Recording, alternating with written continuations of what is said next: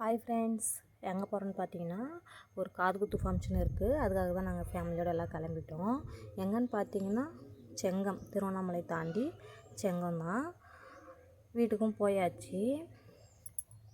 வீடெல்லாம் புதுசாக இப்போ தான் கட்டியிருக்காங்க. வீட்டு பக்கத்துலேயே அவங்க லேண்ட்லேயே காது குத்து வைக்கிறாங்க.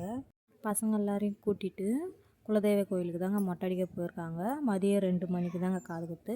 நாங்கள் என்ன பண்ணோம், அது வரைக்கும் சரி கொஞ்ச நேரம் உட்காந்துட்டு வரலாம் சொல்லிவிட்டு வெளியே உட்காந்துட்டு இருந்தோம். அங்கே பார்த்தீங்கன்னா சாமந்தியும் முல்லையும் தாங்க ரொம்ப ஃபேமஸானது. கிராமம்தான். இங்கே பார்த்தீங்கன்னா 2மே ட்வின்ஸு. அவங்களுக்கு தான் காது குத்த போகிறாங்க.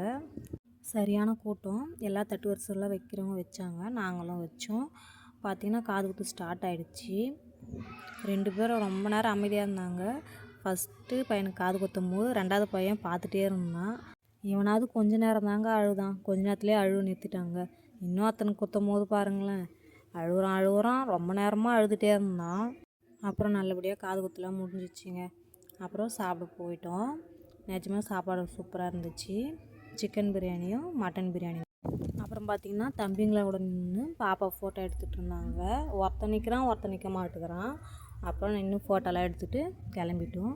நாங்கள் ஃபஸ்ட் டைம் செங்கம் போகும்போதெல்லாம் ஃபுல்லாக காடாக இருந்துச்சு. அந்த காடெல்லாம் இல்லை, எல்லாமே காஞ்சி போயிடுச்சு மழை இல்லாமல்.